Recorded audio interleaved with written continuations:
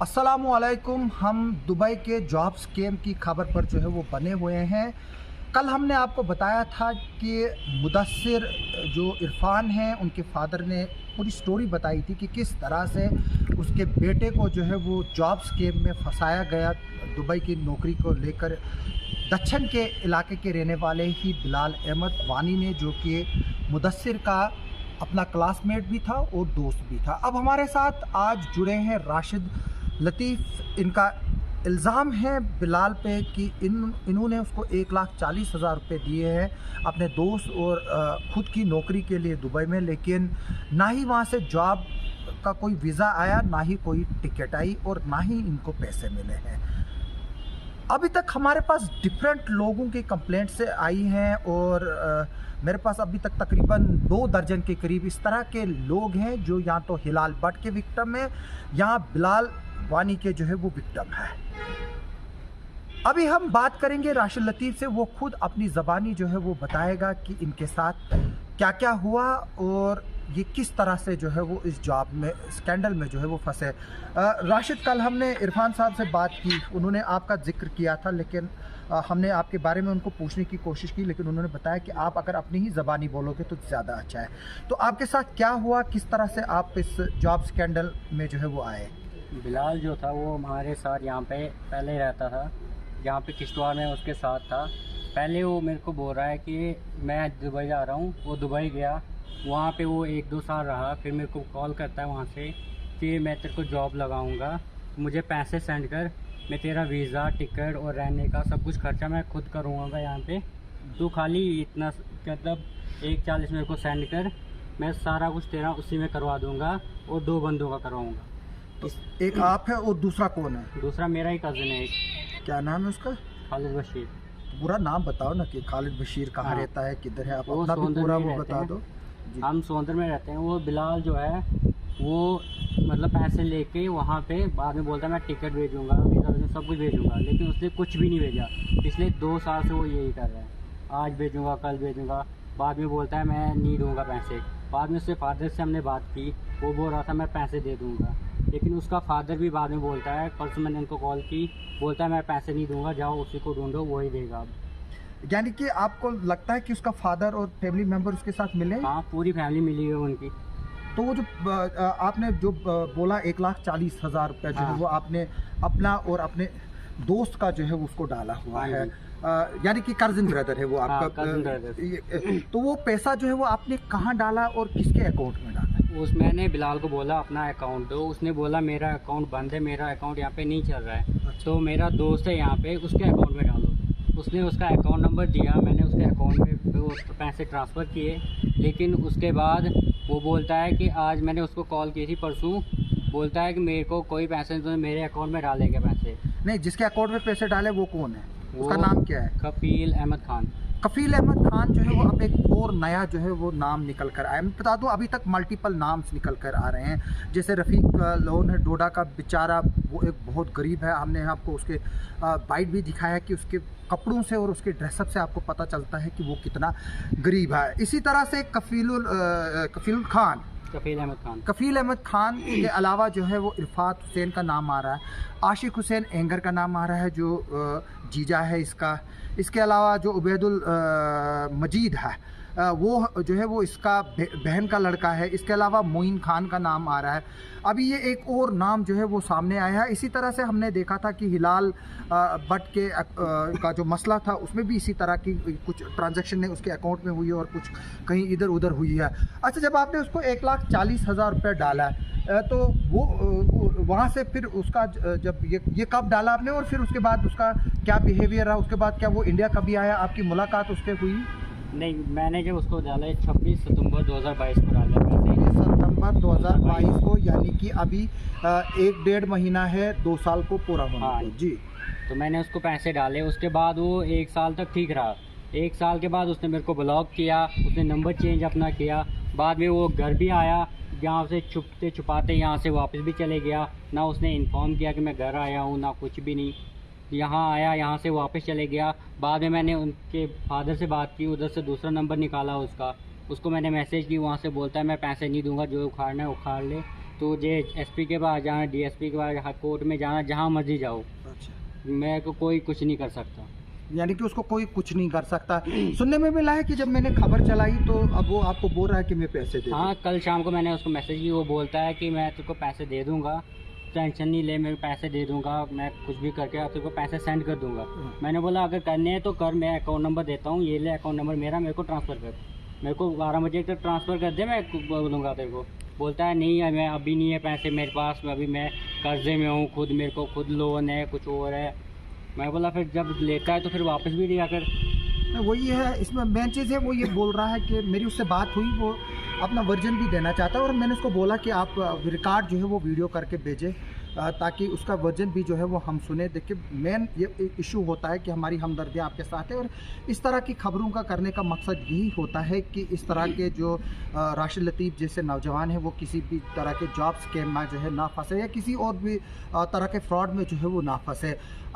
यहाँ मैं ये बात बताता हूँ कि कई केसेस में जो है वो बिलाल ने जो है एक्सेप्ट किया है कि उसने जो है वो पैसे लिए और हिलाल ने भी जो है वो काफ़ी केसेस में जो है वो एक्सेप्ट किया है कि वो जो है उन्होंने पैसे लिए। हालांकि हिलाल के जो मुझे पता चला है कि हिलाल की जो पेशी है वो डीसी ऑफिस पे भी हुई है और वहाँ पर उसके फादर, उसके घर वाले, यहाँ तक कि मुझे ये भी पता चला है कि उसका फादर इन लॉ जो कि आर्मी में है वो भी डीसी के पास अपीयर हुआ था, रिटायर्ड आर्मी पर्सनल है। वहाँ पर जो है वो डायरेक्शंस उनको इशू की गई है कि वो उनका पैसा जो है वो वापस दे। मुझे इंतज़ार है कि वो कब उनको पैसा देगा, क्योंकि मैंने हिलाल का भी हमें जो है वो वर्जन लेना था और उसका रिस्पांस भी चलाना था, लेकिन क्योंकि हिलाल जो है वो धमकी देने पर आया तो इसलिए जो है वो अभी उसका जो है वो रिस्पांस इसलिए नहीं हमने चढ़ाया क्योंकि वो मैं चाहता हूँ कि वो कोर्ट जाए और वहाँ से जो है वो एक डायरेक्शंस लाए कि मुझे कि इसका वर्जन चलाओ या जो भी वहाँ से वो उसको भी जो है वो एक लीगल हक होता है, लीगल राइट से किसी को जो है वो हम नहीं नकार सकते। अगर जो हिलाल भट्ट है उसके लिए भी दरवाजे खुले हैं, बिलाल के लिए भी दरवाजे खुले हैं। वो बोल रहा है कि मैं जो है वो इन पर खर्चा किया हो। आपने जब 70,000 और 70,000 डाले के उसके बाद आपको फिर पैसे मांगे, क्योंकि बाकी केसेस आए मुदस्सिर को 2,10,000 पे लिए, तो आपको 70 ही क्यों मांगे? बोलता है कि तेरे मतलब पता नहीं मेरे से 70 लिए, बोलता है इतने में तेरा कर दूंगा मैं बोला ठीक है जब हो रहा है तो कर दे। तो उसने बाद में वहाँ से कुछ नहीं किया, बाद में मेरे को ब्लॉक किया उसने एक नंबर से। तो आपकी क्वालिफिकेशन क्या है? मैंने सिविल इंजीनियरिंग डिप्लोमा किया है। तो सिविल इंजीनियरिंग डिप्लोमा किया है आप, तो क्या आपको इधर कोई नौकरी नहीं मिली क्या? नहीं, पहले गया था मैं यहाँ पे जो CPP है यहाँ पे प्रोजेक्ट जे की डंगडुरु में। अच्छा। वहाँ पे गया, वहाँ पे वो बोल रहे हैं हमारे पास वैकेंसीज़ नहीं है, हमारी ज़मीन गई है वहाँ पे। हमने बोला हमारी ज़मीन भी गई है, लेकिन वो बोलते हैं हमारे पास वैकेंसीज़ नहीं है, हम आपको नहीं लगा सकते। वो बाहर के बंदों को लगा रहे हैं लेकिन लोकलों को नहीं लगा रहे हैं। यानी कि ये भी एक इशू है कि आप अनएम्प्लॉयमेंट होने की वजह से फिर इस झांसे में आए और आपने सोचा कि दुबई में जो है वो नौकरी करे। फिर मेरे को वो बोल रहा है कि मैं तेरे को दुबई ले जाऊँगा, वहाँ पे जॉब दिलाऊँगा। फिर मैंने सोचा अगर यहाँ नहीं मिल रही है तो वहाँ ही चले जाते हैं। तो देखिए किस तरह से राशिद लतीफ़ जो है वो खुद के बारे में बता रहे हैं और जिस तरह से किसी अनजान बंदे के अकाउंट में जो है वो पैसे ट्रांसफ़र करवाए हैं। और ये एक तरह से इसको मोडस ऑफ ऑपरेंडी हम कहते हैं कि जब एक तरह से इस तरह की चीज़ें जो है वो इन्वॉल्व होती हैं, फिर इस तरह के प्रोसेस जो है वो चलते हैं और फिर उसकी रेमिफिकेशन जब होनी शुरू होती है तो इंसान जो है धमकाता भी है, डराता भी है, साइबर क्राइम की धमकी भी देता है, मैसेजेस भी भेजता है। उसको एक डिफरेंट ये टैक्टिकल ऑपरेशंस होते हैं जिनको हम साइकोलॉजिकल इम्पैक्ट बोलते हैं। जो इंसान जो आगे से इस तरह के फ्रॉड्स करता है या स्कैम्स करता है, वो जो अगला शख्स है उसको अपने से जो है वो मोटिवेट करने की कोशिश कर रहा है। जिस तरह से बिलाल का ये कहना है कि उसने किसी को मजबूर नहीं किया वो आए, लेकिन अप्रोच तो की है जॉब के लिए। और दूसरी बात ये है कि जो फॉरेन कंट्रीज़ में जब जॉब्स के लिए जाना होता है वहाँ पर एक प्रोसीजर होता है जिसको ई जॉब वीज़ा के लिए जो है वो आजकल अप्लाई होता है। और दूसरी बात यह है कि एट फर्स्ट इंस्टेंस बिलाल जो है वो एलिजिबल नहीं है कि वो यहाँ से किसी भी शख्स को जो है वहाँ पर नौकरी के लिए ले जाए, चाहे वो जेन्युइन ही नौकरी क्यों ना हो। यहाँ पर तो राशिद जैसे और आपके कजिन का नाम खालिद है, खालिद जैसे लोगों को जो है वो लिया जा रहा है। और वो भी वहाँ से न टिकट भेजी गई ना वीज़ा भेजा गया। मुदस्सिर की बात हम करें, वो मुदस्सिर को यहाँ से ले जा रहा है। अगर उसने मुदस्सिर को जॉब वीज़ा भी दिलाया होता, फिर भी जो है वो जो बिलाल है चाहे हिलाल है वो एलिजिबल नहीं है। अभी इसमें काफ़ी लोगों के नाम जो है वो सामने आ रहे हैं, क्योंकि हम इसमें मोहतात तरीके से चल रहे हैं। और इस वीडियो के ज़रिए मैं लोगों से फिर से अपील करूँगा कि आप जो है वो इस तरह के जासूस में ना आइए। आप जो हैं वो प्रॉपर यूएई एम्बेसी में जाए, या आप यूके जाना है वहाँ की एम्बेसी में जाए, जहाँ भी आपको जिस भी मुल्क में जॉब करने जाना हो हिंदुस्तान से बाहर, वहाँ पर जो है वो आप जाइए। जिस तरह से हमने देखा है कि कनाडा के में जो है पंजाब से कई इस तरह के फ्रॉड स्कैम निकले हैं, कई लड़कियों की शादियाँ हुई, आगे से वो जो है फिर कोई और ही निकले। इस तरह के काफ़ी स्कैम्स जो है वो हमारे पास जो है वो सामने आए। और इस पर जो हमारे ये राशिद जैसे विक्टिम है, मैं कहूँगा कि ये जो विक्टिम है जिनसे पैसे लिए गया है, उनको जो है वो एक तरह से जो है वो टेक्निकली जो है वो पॉन्डर किया जाता है। मैंने सुना है आज तक, और मैं दक्षिण के लोगों पर नाज करता हूं, क्योंकि हमारे काफ़ी दक्षिण के एम्प्लॉइज़ हैं जो हमारे किश्तवाड़ के लोगों को मदद करते हैं, चाहे वो कोर्ट में हो, चाहे किसी गवर्नमेंट ऑफिस में हो, सेक्रेटरीट में हो। हमारे काफ़ी लोग हैं। हमारे मंगत राम जी जो है वो सेक्रेटरीट में थे, कई लोगों को वो मदद करते थे।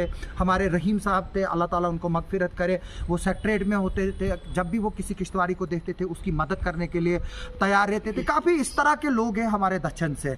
और मैं ये बता दूं कि जो ये बिलाल जो है वो एक इंडिविजुअल केस दक्षिण का हो सकता है, वरना दक्षिण के लोग जो है वो काफ़ी हेल्पफुल है, काफ़ी मददगार है, और अपने लोगों को जो है वो एडजस्ट जो है वो कराते हैं।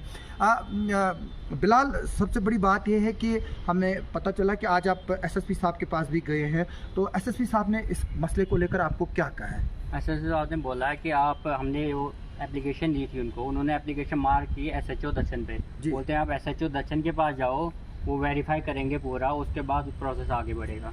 यानी कि आपने उनको प्रूफ्स वगैरह देने हैं, वो आप उनको दे रहे हैं। और हाँ। अब ये भी पता चलेगा कि कफील अहमद खान कौन है। हाँ जी। और ये HDFC बैंक का अकाउंट है। हाँ, उनका HDFC बैंक का अकाउंट है, अकाउंट नंबर भी है मेरे पास। अच्छा, पूरी डिटेल है उनकी कि अकाउंट नंबर कौन सा है, क्या है अकाउंट नंबर पूरा। और ऊपर से बिलाल ने परसों मतलब एक 10-15 दिन पहले मेरे को वॉइस रिकॉर्डिंग भेजी थी कि तू अभी बच्चा है, तू कुछ नहीं कर सकता, तू बच्चा है, तू मेरे सामने भी बच्चा है, तू कुछ नहीं कर सकता, तुझे जो करना है, जो उखाड़ना है उखाड़ ले। अच्छा, उसने नाशाइस्ता अल्फाज जो है वो एसएसपी साहब के लिए भी जो है वो इस्तेमाल किए हैं। एक वो आई है, वो मैं सुना नहीं सकता हूँ। तो आप जो नौजवान आपके जैसे, उनको आप क्या कहना चाहेंगे? मैं यही कहना चाहता हूँ कि आप अगर जाना है तो इन फ्रॉडों के चक्कर में नहीं पड़ो। आपको अगर जाना है तो खुद कांटेक्ट बनाओ, अपना एम्बेसी जाओ जहाँ सबके वीज़े लगते हैं, एम्बेसी में जाओ, अपना वीज़ा खुद लगवाओ। और अगर जाना है ऐसे घूमने के लिए टूरिस्ट वीज़ा लगाओ। कितने का पड़ता है टूरिस्ट वीज़ा? ज़्यादा से ज़्यादा 7-8 हज़ार का पड़ता है। टिकट ज़्यादा से ज़्यादा 15 हज़ार की पड़ेगी। नहीं, वो भी जब पीक सीजन होता है। हाँ। 8 से 10-12 हज़ार वो टिकट आती है, ऊपर नीचे हो जाता है उसका। तो आप नौजवानों से अपील कर रहे हो कि वहाँ पर जो है वो इस तरह के जॉब स्कीम्स में नहीं आए। मैं फिर भी एक बार आपको बताता हूँ कि आप मोहतात रहिए। जब भी इस तरह की नौकरियों के ऑफ़र आपको मिलते हैं, आप फ्रॉड का शिकार हो सकते हैं। अगर आपने करना है, बाज़ाब्ता तौर पर आप कॉन्सुलेट जाकर जो है वो वहाँ पर पता कीजिए, अपनी टिकट को लेकर, अपने पासपोर्ट को लेकर और अपने जॉब वीज़ा को लेकर। क्योंकि अब दुबई और गल्फ़ कंट्रीज़ ने जो है वो जॉब वीज़ाज़ भी जो है वो इशू करना शुरू कर दिए हैं कि आप वहाँ जॉब के लिए जा रहे हैं, उसमें गवर्नमेंट को क्लियर पता होगा वहाँ की कि आप जॉब के लिए आ रहे हो। अगर आपको मिलता है जॉब तो वेल एंड गुड, नहीं मिलता है तो आप वापस आ सकते हो। ये नहीं है कि जब आपको जो है वो टूरिस्ट वीज़ा देता है उसके बाद आपको जो है वो जॉब की बात करते हैं, फिर आपको वो कभी भी फंसा सकते हैं। उस पर यूएई में काफ़ी स्ट्रिक्ट लॉ है, फॉरेन कंट्रीज़ में काफ़ी स्ट्रिक्ट लॉ है, उसमें जो है वो कई लाखों रुपए जो है वो फ़ाइन भी हो सकता है। हमारे और भी लोग जो है वो हमसे कांटेक्ट कर रहे हैं। मैं इस वीडियो के ज़रिए बिलाल को भी बताना चाहता हूँ कि वो भी अपना वीडियो रिकॉर्ड करके भेजे। वो चाहते हैं कि मैं उनका लाइव इंटरव्यू करूँ, मैं लाइव नहीं करता हूँ। जिस तरह से ये हमारे पास जो आए हुए हैं यहाँ पर, जिसका हम इंटरव्यू आपको सुना रहे हैं, इसी तरह से हमने इरफान साहब का भी लिया था। सामने सामने मैं इंटरव्यू लेता हूँ। अगर उनको चाहिए, जिस तरह से इम्तियाज़ ने रिएक्शन भेजा है, अभी मोहम्मद मोहम्मद रफ़ीक लोन ने जो है वो अपना वीडियो रिकॉर्ड करके भेजा, उसके साथ क्या हुआ वो भी जो है वो भेज सकता है। और मेरी कोशिश रहेगी कि मैं उसको जो है अप्रोप्रिएट जगह दूँ, और वो वीडियो जो है वो एज़ पर नॉर्म्स होना चाहिए। ये नहीं है कि वो उसमें गाली गलौजें देना शुरू करे या बाकी चीज़ें शुरू करना करे। वो जो है वो अपना जवाब जो है वो दे सकता है। हमें इंतज़ार रहेगा कि वो अपना वीडियो कब भेजेगा और फिर हम उसको जो है वो चलाएँगे। आप सबका सुनने के लिए और देखने के लिए बहुत बहुत शुक्रिया।